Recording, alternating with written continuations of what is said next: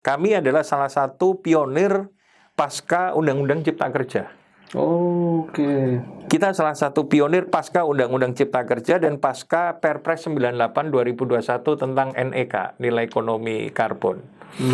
Kita dapat izin mengelola dari pemerintah, namanya izin PBPH, perizinan berusaha penguasaan kawasan hutan. Purpose-nya Pagatan, kami berbisnis sambil menjaga lingkungan. Giving back to the society through reforestation. Pagatan bagian dari masyarakat, masyarakat bagian dari Plume. Jadi Plume is society, society is a Plume.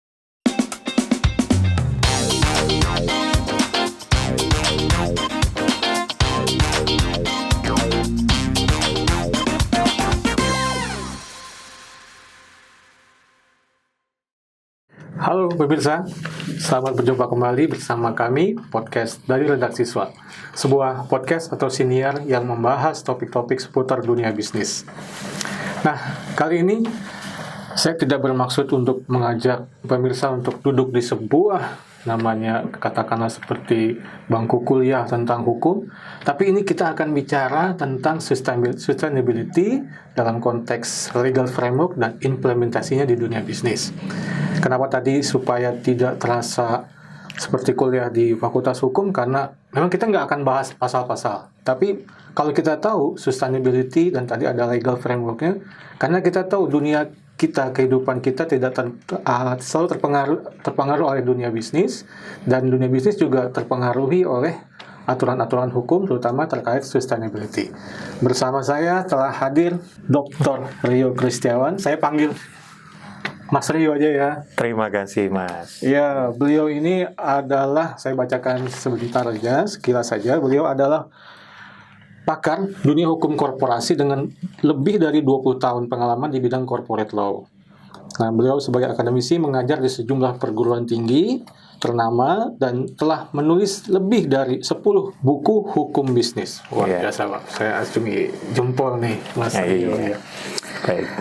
Mas Rio, kalau kita bicara tadi sustainability gitu ya, dan kemudian legal framework, itu kayaknya sepertinya wah rumit banget gitu ya. Mungkin kita harus turunkan dulu nih ya, supaya pemahaman kita sampai dan mudah dipahami oleh para pemirsa. Sebenarnya kalau kita bicara sustainability nih, sebenarnya apa sih bahasa orang awamnya nih?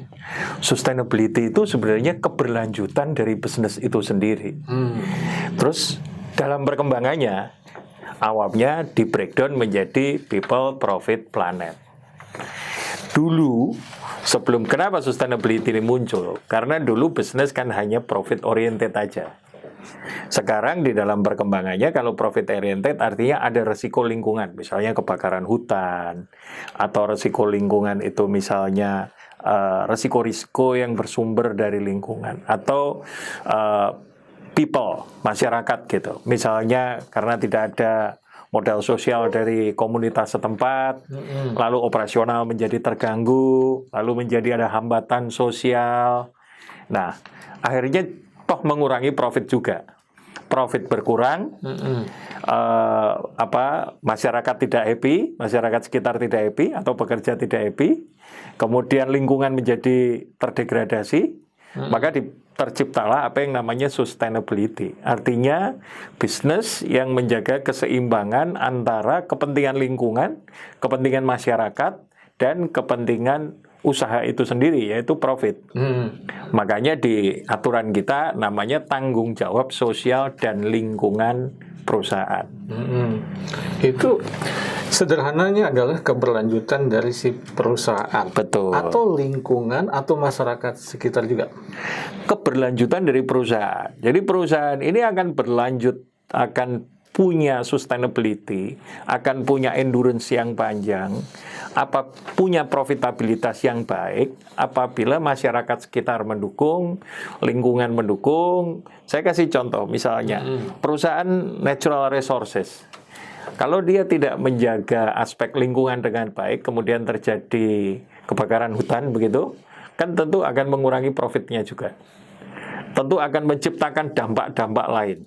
Resiko hukum, resiko ekonomi, resiko bisnis, dan lainnya. Kemudian akan mengganggu masyarakat sekitar juga. Misalnya ada ancaman ISPA dan lain-lain. Sehingga memang dari konteks itu, ketika ditanya, apakah sustainability ini akan berdampak pada perusahaan saja? Oh tidak, sustainability ini benar berdampak pada perusahaan, berdampak pada lingkungan, berdampak pada masyarakat setempat. Jadi everybody happy. Nah, jadi ujungnya adalah everybody happy. Everybody happy. Dan berlanjut. Bukan sekarang berbisnis dapat profit besok tutup gitu ya. Betul. Jadi kan memang ketika kita bicara sustainability, ini kan bagaimana kita mengurangi resiko sekaligus meningkatkan profitabilitas dan mengurangi beban-beban tanggung jawab yang tidak diperlukan gitu. Meminimalisir lah. Misalnya gugatan terkait dengan kebakaran hutan. Tadi kalau contohnya kebakaran hutan gitu misalnya. Atau ternyata misalnya karena tidak melakukan kajian sosial, ternyata di situ ada livelihood-nya masyarakat adat, kemudian dipakai operasional perusahaan menjadi menimbulkan dampak dan lain sebagainya. Nah, sustainability ini mengakomodir semua kepentingan untuk satu tujuannya. Semua sustain, masyarakatnya sustain, bisnisnya sustain, lingkungannya sustain. Nah, sekarang dikembangkan lagi sustainability itu tidak people, profit, planet, tapi jadi 4P. Apa? Purpose. Tujuannya lalu untuk apa? Purpose. Gitu. Menjawab tadi pertanyaan Mas Teguh sebelumnya. Nah, terus ini untuk siapa? Kan berarti menjawab purpose kan.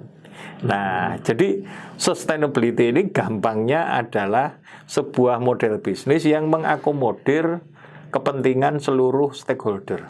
Oke. Iya. Nah, kalau kita bicara soal sustainability, itu ada aturannya nggak untuk mengatur itu? Iya. Regulasinya itu seperti apa? Di Indonesia seperti apa? Dan mungkin di dunia seperti apa? Sebenarnya kan sustainability ini berasal dari kesepakatan negara-negara anggota OECD. Kalau kita bicara di Indonesia, sustainability di Indonesia sudah ada aturannya tetapi belum lengkap. Belum lengkap. Saya kasih contoh, misalnya tanggung jawab sosial dan lingkungan perusahaan. Hanya ada di Undang-Undang Perseroan Terbatas dan Penanaman Modal. Tapi pertanyaan berikutnya, apa sih yang dikatakan sudah memenuhi CSR? Siapa yang mengawasi pelaksanaan CSR? Bagaimana keterpenuhan CSR perusahaan? Itu kan legal framework-nya tidak ada.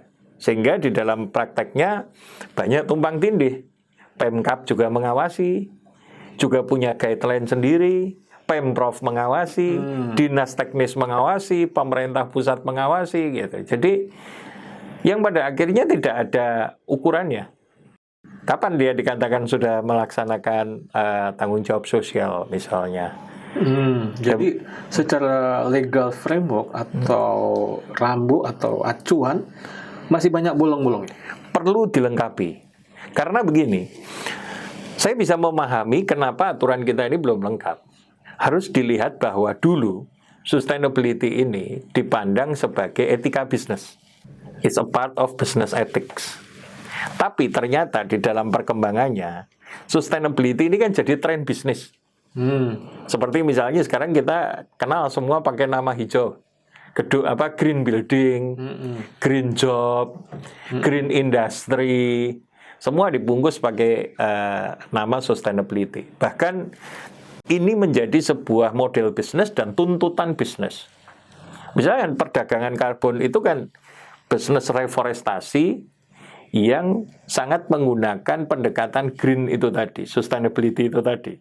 Ada profitnya nggak dari sustainability itu? Ada. Nah, tetapi kalau dulu hanya etika bisnis. Mereka yang mengkonservasi lingkungan itu mereka yang baik. Berbisnis secara etis. Mereka yang melaksanakan CSR itu mereka yang berbisnis secara etis. Jadi perkembangannya sustainability itu di Indonesia dari etis, compliant menjadi model bisnis. Jadi kita sudah melewati 3 tahapan sustainability sampai hari ini. Ethics, kedua compliance, yang ketiga model bisnis. Jadi tujuan bisnis. Sustainability ini sebuah bisnis. Misalnya kalau belakangan kita tahu sektor sekarang ada bursa karbon ya. Itu kan bisnis yang berbasis pada sustainability. Bisnis yang berbasis pada reforestasi. Gitu. Dasarnya apa? Giving back to the society through reforestasi. Giving back-nya kan kalau basisnya itu kan lingkungan, masyarakat, tadi basisnya people, profit, planet. Tapi ujungnya si project developer-nya kan kemudian dapat profit dari situ. Profitabilitasnya karena melakukan sustainability. Jadi tadinya sustainability itu etis. Orang kalau tidak melaksanakan ya berarti bisnisnya tidak etis. Tekanannya hanya tekanan market. Nah, kalau kita perhatikan kan seharusnya di sini setelah ada undang-undang artinya ada peran regulator nih. Iya. Bagaimana peran regulator di Indonesia ini dengan adanya hal-hal yang tadi belum disempurnakan kata seperti itu. Iya. Jadi sebenarnya menariknya begini. Ini kan regulator, dalam konteks regulator ini menjadi penting ketika masuk pada tahapan compliance tadi. Tadi kan awalnya etis ya berarti penilaian market, penilaian buyer gitu ya. Nah, ketika masuk compliance kan berarti benar atau salah. Kita perlu ukuran, perlu regulasi. Ketika itu belum selesai dibuat, peraturan pelaksananya belum ada dan seterusnya, belum lengkap tentang sustainability, kita masuk era baru. Yaitu sustainability sebagai sebuah model bisnis. Itu karena pengaruh global. Karena pengaruh global. Oke. Karena kan misalnya kita tahu hampir seluruh dunia meratifikasi Paris Agreement. Yes. Konferensi tentang perubahan iklim. Di mana di situ ada potensi bisnis. Bisnis perdagangan karbon. Nah, artinya Indonesia cukup, kalau kita bicara pada konteks Indonesia cukup punya peluang. Karena apa? Misalnya kawasan hutan kita terluas, ketiga. Kemudian pasti itu akan lebih daripada target Indonesia. Sisanya kan lalu bisa dijual kalau menurut Paris Agreement. Market kita kan internasional. Jadi barangnya ada, marketnya ada. Sempurnalah sebagai sebuah bisnis. Trennya ada, demand ada, barangnya ada, marketnya ada. Inilah yang saya katakan sekarang sustainability ini sebagai sebuah model bisnis. Jadi bisnis itu senantiasa berkembang. Kalau dulu orang berbisnis secara konvensional gitu. Lalu dalam perkembangannya kan menggunakan online. Ya, e-commerce dan lain sebagainya. Kemudian dalam perkembangannya menggunakan kecerdasan buatan dalam berbisnis. Ini adalah salah satu model bisnis yang baru. Bisnis namanya bisnis gas rumah kaca. Bisnis tentang climate. Jadi ini sustainability ini adalah model bisnis baru yang digagas sejak adanya SDGs. Karena memang sustainability itu kan basicnya kehidupan yang layak. Ya. Untuk mewujudkan kehidupan yang layak itu kan misalnya perlu lingkungan yang layak, climate yang layak, cuaca yang layak, livelihood yang layak, dan seterusnya. Sehingga sebenarnya sustainability ini yang tadi saya katakan, berbisnis sambil membuat lingkungan yang lebih baik. Jadi berbisnis sambil menciptakan good livelihood. Oke. Nah, ini menarik kalau kita perhatikan dari fasenya etis, kemudian compliance, dan kemudian trend bisnis. Ada nggak terasa bahwa dunia bisnis kita itu tanda petik belum sepenuhnya siap ketika masih berusaha compliance, tiba-tiba datang tren baru nih SDGs, ESG segala macam. Gimana pandangan Mas Rio? Betul. Jadi sekarang tren bisnis kita ini mengejar potensi tetapi berusaha menutupi gap regulasinya Yang namanya bisnis tentu mengejar potensi. Tetapi tentu gap regulasinya masih ada. Misalnya regulasi yang belum lengkap, regulasi yang... Karena ini bottleneck-nya pada perizinan. Pada akhirnya kan ketika kita akan berbisnis, terutama melakukan... misal seperti tadi saya kasih contoh, business sustainability yang paling baru apa sih? Ya business sustainability yang paling baru ya perdagangan karbon. Kan perlu izin dari pemerintah, perlu otorisasi dari pemerintah. Ada begitu banyak izin yang harus diurus. Nah, izin ini kan diberikan karena ada dasar hukumnya kan. Nah, kadang-kadang hukum yang belum lengkap ini regulator menjadi bingung harus diterbitkan izin apa.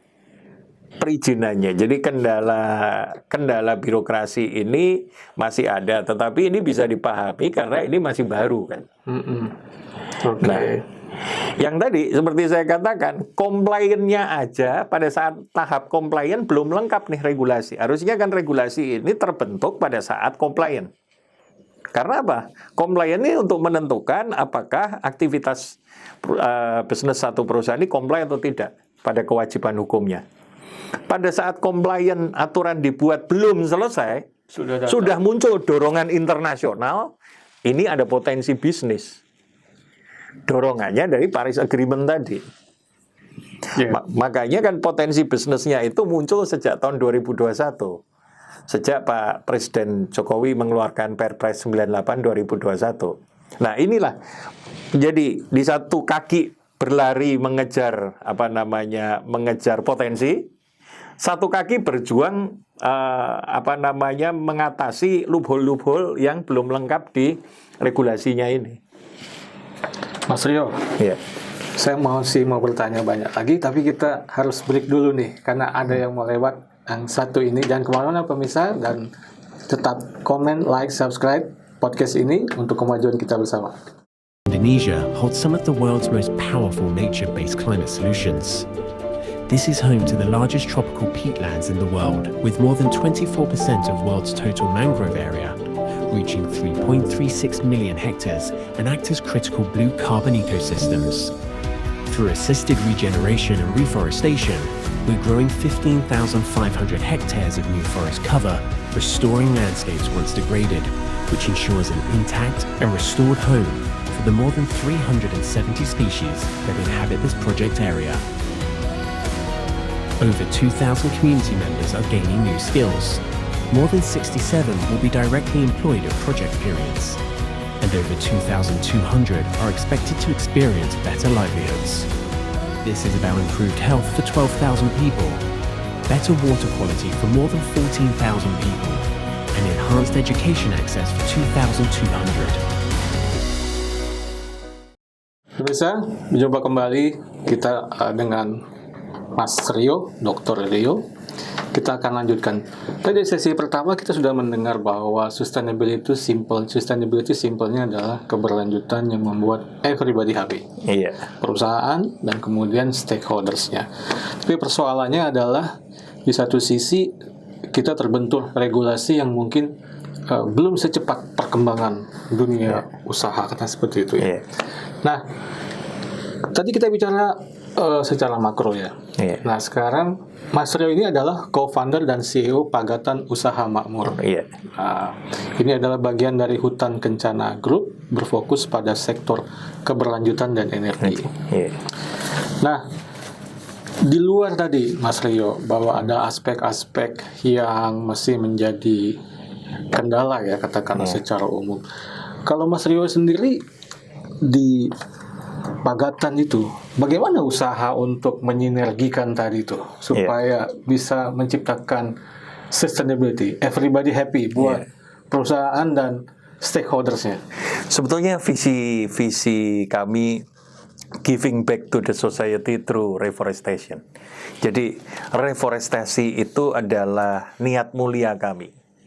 Nah, aspek bisnisnya tentu kami berdasarkan pada 3 pilar: climate, community, dan biodiversity. Climate. Apa yang dikerjakan oleh Pagatan ya? Climate biodiversity dan community. Yang dikerjakan mengkonservasi satwa, mengkonservasi tumbuhan, memberdayakan masyarakat, komunitinya, biodiversity-nya, merawat satwa endanger gitu ya. Jadi memang kami berfokus pada restorasi kawasan hutan. Di daerah Pagatan di Kalimantan Tengah. Kalimantan Tengah. Karena kan reforestasi ini basisnya adalah restorasi. Restorasi dari kata restore, mengembalikan. Mengembalikan fungsi hutan yang terdegradasi menjadi hutan yang layak huni, hutan yang bisa memberikan good livelihood untuk masyarakat lokal. Karena kan kalau tadinya hutan kita banyak ditebang, sekarang kita banyak tanam. Tadinya mereka bekerja sebagai menebang, sekarang kita encourage untuk menanam. Kita buatkan koperasi yang menjual biji kopi dari hasil tanaman mereka. Kita punya koperasi yang menjual aneka makan produk UMKM dari tanaman itu, keripik bayam, keripik pisang, dan lain sebagainya dari UMKM itu, dan bahkan dijual. Dan bahkan itu menyerap lapangan kerja. Jadi semua yang ada, kita itu tujuannya membuat satu good livelihood dengan apapun yang ada di situ. Misalnya tenaga kerja yang ibu-ibu, ya tentu dia lebih senang memasak, lebih bahagia memasak. Kita beri dia pekerjaan, kita encourage dia untuk membuat keripik pisang itu. Anak mudanya bekerja di bagian sosmed untuk mengembangkan keripik pisang, kopinya, dan lain-lain.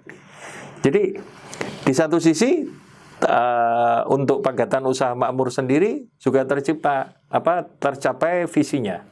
Jadi nggak cuman tidak menebang, tetapi menanam, merestorasi kembali. Visinya apa Pagatan? Pagatan itu visinya tumbuh bersama masyarakat, giving back to the society through reforestation. Nah, jadi sebenarnya Pagatan ada nilai filosofi dari makna PT Pagatan Usaha Makmur. Pagatan tuh nama daerah Pagatan. Tadinya Pagatan tuh daerah yang kurang sejahtera begitu. Kita ingin memajukan Pagatan. Problem sosialnya, misalnya di situ ada problem sosial, putus sekolah tinggi, kemudian unemployment, penganggurannya tinggi, kebanyakan masyarakat hanya menebang dan lain sebagainya. Nah, lalu kita berpikir berusaha, dari kata kedua Pagatan, usaha. Oke. Mari kita berusaha supaya menjadi lebih makmur. Oh, itu makanya namanya Pagatan Usaha Makmur. Lalu bagaimana? Lalu pertanyaan berikutnya kan purpose tadi. Bagaimana supaya lebih makmur? Ya melalui reforestasi. Ayo kita menciptakan good livelihood melalui hutan. Kita menjaga hutan sekaligus menciptakan kesejahteraan untuk masyarakat. Membantu pemerintah untuk memenuhi NDC, membantu pemerintah menjaga hutan, sekaligus kita juga mendapatkan profitabilitas dari situ. Karena kan tidak mungkin satu bisnis tanpa profitabilitas. Memang daerah di situ perlu direforestasi. Betul, karena degradasi daerah situ cukup tinggi sekali. Misalnya ada lahan sawit, kawasan hutannya terdegradasi oleh okupansi masyarakat, oleh logging yang tidak berizin, tambang yang tidak berizin, sehingga perlu direforestasi kembali.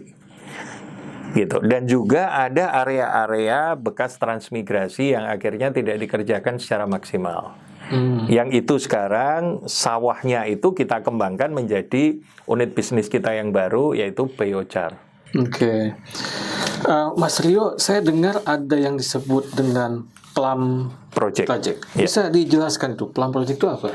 Plum Project ini adalah ID project kami. Karena kan satu project reforestasi itu kan harus punya identitas. Plum Project itu adalah PLUM. PLUM. Singkatan? Enggak. Oh, bukan. Plum itu adalah nama panggilan. Seperti kadang-kadang saya suka, plum itu kan dari buah plum. Oh. Iya, plum itu diambil dari buah plum. Jadi tadinya satu project ini kan harus dikerjakan dengan identitas yang namanya project documentation kan, PDD. Nah, PDD ini harus ada identitasnya. Seperti kalau kayak kita ke bursa itu ada ticker name-nya. Ticker name-nya. Iya, ini kalau di dunia reforestasi itu juga ada ticker name-nya. Jadi kalau Plum Project itu merujuk pada Pagatan Usaha Makmur. Oh, jadi reforestasinya itu dinamakan Plum Project atau gimana? Enggak. PT Pagatan Usaha Makmur ini adalah Plum Project. Plum Project itu dikelola oleh Pagatan Usaha Makmur. Oh, oke. Itu sejak awal. Sejak tahun 2021. Oke. Sejak Presiden Jokowi mengeluarkan Perpres 98 2021. Oke. Yeah. Nah, Mas Rio kan tadi menyinggung soal sustainability kita di awal. Iya. Dan kemudian kita menyinggung soal 3P yang bertambah 4P. Iya. Terus. Nah, saya nambah yang P kelima nih. Untuk mencapai 4P ini ada pendekatan. Betul. Nah, bisa jelaskan Mas Rio bagaimana Pagatan atau Mas Rio dan tim di sana pendekatannya supaya tercapai sustainability dengan masyarakat lokal? Kita ada dua hal yang kita lakukan sebelum memulai aktivitas. Ada FPIC, Free Prior Informed Consent, menginformasikan pada masyarakat, misalnya jangan nebang ya, kita harus mulai merawat hutan, kita bisa menciptakan good livelihood tanpa menebang. Nah, itu FPIC. Jadi masyarakat tidak merasa tiba-tiba ada perusahaan yang membatasi kami, melarang kami, dan seterusnya. Lalu ada juga SIA, Social Impact Assessment. Kami melakukan kajian Social Impact Assessment. Apa problem sosial masyarakat di situ? Apakah putus sekolahnya tinggi? Apakah penganggurannya tinggi? Apa persoalan-persoalan sosial? Nah, dari situ kita mulai mendesain satu program di dalam Plum Project ini, program pemberdayaan. Sehingga mereka merasa menjadi bagian daripada Plum Project, dan Plum Project menjadi bagian dari mereka. Jadi Plum Project dan masyarakat Pagatan itu tidak terpisahkan. Karena mereka memiliki good livelihood dari Plum Project. Artinya semangat giving back to the society tadi terpenuhi. Itu bisa dilakukan dengan dua hal tadi, FPIC, Free Prior Informed Consent, dan melakukan Social Impact Assessment. Nah, pertanyaan saya nih sebagai orang awam, Pagatan model bisnisnya atau mengambil profitnya bagaimana caranya? Pagatan kita dari bisnis reforestasi. Reforestasi pada akhirnya kita akan menjual VCU, Verified Carbon Unit. Oh, ke sana. Baik ke dalam maupun ke luar negeri. Ya, jadi ketika tercipta reforestasi, gampangnya kan begini, kalau nggak ada hutan kan rilis GRK lebih tinggi. Tetapi ketika reforestasi itu terjadi kan rilis GRK lebih rendah. Ketika rilis GRK lebih rendah, artinya kalau mengacu kepada Paris Agreement, bagian yang dapat diperdagangkan melalui pasar voluntary kan juga lebih tinggi. Nah, sejauh ini gimana upaya untuk menjual karbon berarti itu sudah berjalan cukup baik atau gimana? Sejauh ini kita market sudah tercipta, terutama market internasional.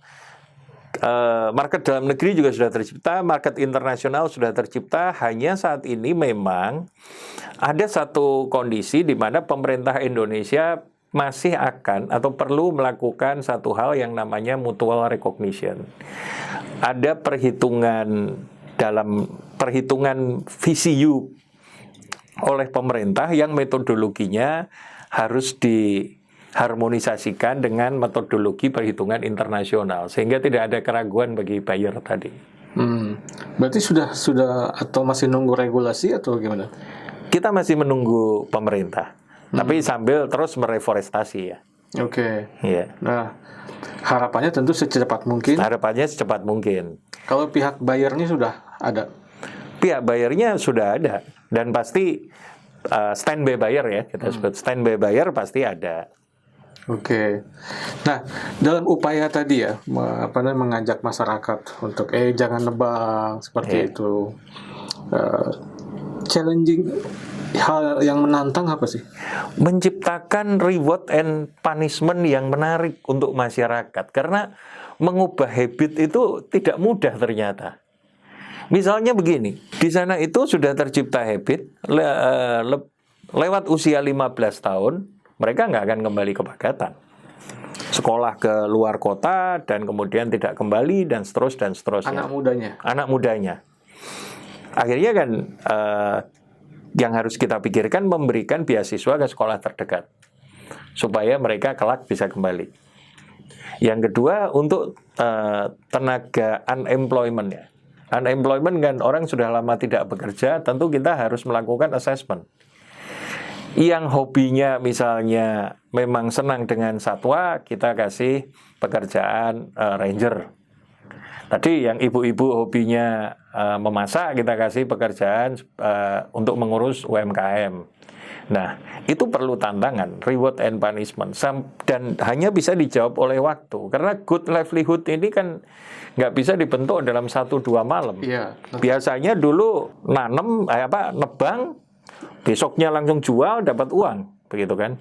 Tapi kalau bikin koperasi, nanam pisang, goreng pisangnya, itu kan perlu waktu untuk mendapatkan penghasilan dari situ, gitu. Nah, itu pertanyaan saya dalam hati, Pagatan kasih apa ke mereka? Kalau misalnya tadi kan misalnya melakukan aktivitas itu, apakah dibayar atau gimana? Tenaga kerjanya kita serap, kita anggap sebagai tenaga kerja. Iya, misalnya kayak fire patrol, kemudian yang menjaga satwa, fire patrol, kemudian yang pengurus UMKM dan lain sebagainya. Mestinya pemerintah support besar dong untuk Pagatan ini ya. Betul, pemerintah adalah mitra utama kami. Tapi kami juga menyadari ini bisnis masih baru, sehingga pemerintah pun juga terus menyesuaikan begitu. Iya, karena kalau dalam bayangan saya aja, wah ini kan mendukung NDC pemerintah. Betul, gitu. Iya. Tapi tadi ya challenge-nya di sisi masyarakat. Iya. Kalau regulator di sisi tetap ada, karena ini kan hal baru. Hal baru itu kan menciptakan perlu insentif, perlu pembuktian, perlu insentif. Kalau dulu mereka nebang kayu, kemudian logging, kemudian dijual langsung dapat hasilnya, sudah terjadi bertahun-tahun. Atau mereka bertanam sawit di situ, itu sudah terjadi bertahun-tahun. Nah sekarang bagaimana reforestasi ini akan menghidupi mereka? Begitu kan pertanyaannya begitu. Sehingga waktulah yang akan menjawab. Tahun pertama kami cukup punya banyak tantangan, tapi tahun demi tahun resistensi itu berkurang. Oh, ini udah tahun keempat berarti ya? Tahun keempat. Oke. Karena sudah mulai menghasilkan kan, keripik pisangnya udah mulai bisa dijual, kopinya udah mulai bisa dijual, begitu kan. Tapi tinggal nunggu penjualan karbonnya, Mas. Tinggal nunggu penjualan karbonnya, iya. Betul. Estimasinya kapan, Mas Rio? Iya, kemungkinan 2025 atau 2026. Semoga, sekarang 2025 ya? Oke. Iya, kemungkinan di 2026. Oke. Nah, Mas Rio, nih saya pertanyaan terakhir nih ya. Ini untuk menuju ke sana, apa milestone yang lagi disiapkan?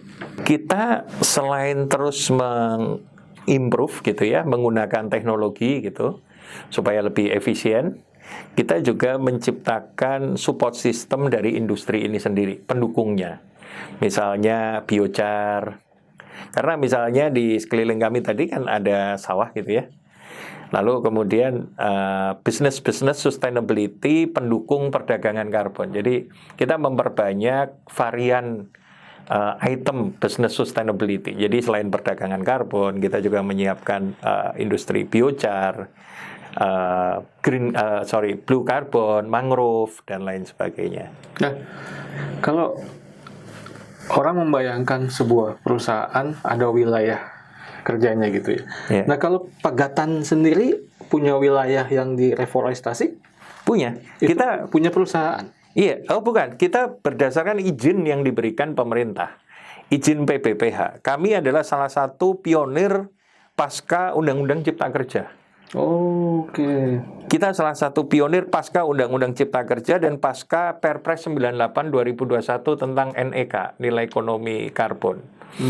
Kita dapat izin mengelola dari pemerintah, namanya izin PBPH, perizinan berusaha penguasaan kawasan hutan. Banyak perusahaan yang dapat izin itu? Belum banyak. Yang dapat izin definitif saat ini di Indonesia belum banyak. Oke, makanya saya pikir harusnya dapat insentif dong dari pemerintah. Nah, semoga.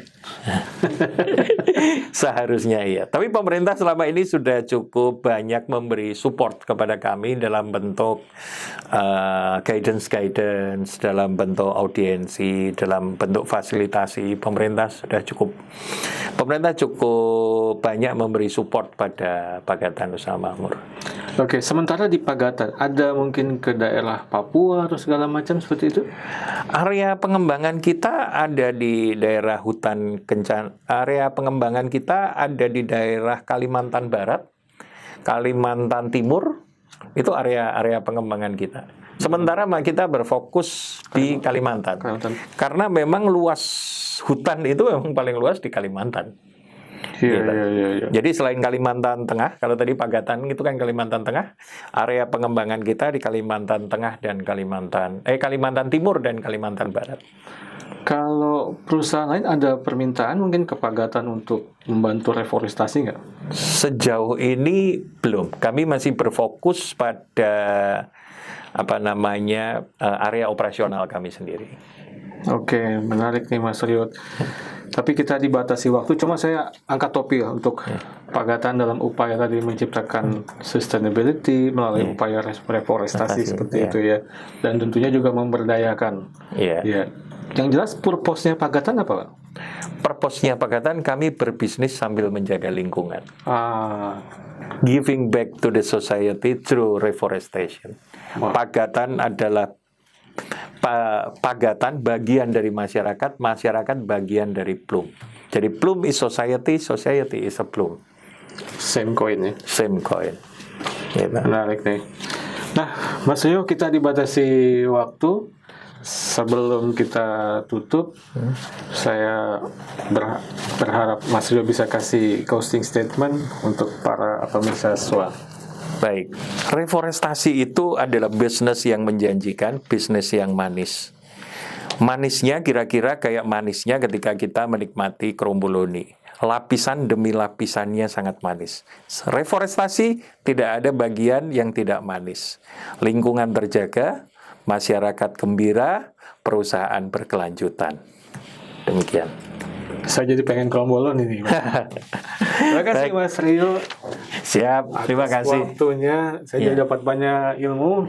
Dan memang Mas Rio pantas lah, memang dosen di banyak perguruan tinggi. Jadi pengalamannya dan pengetahuannya luar biasa sekali. Ini malah pengalaman mengajar melalui podcast. Iya. Pemirsa, itu perbincangan kami tentang sustainability dalam kerangka legal framework dan bagaimana implementasinya di dunia bisnis yang kali ini kita belajar dari Mas Rio di Pagatan Usaha Makmur.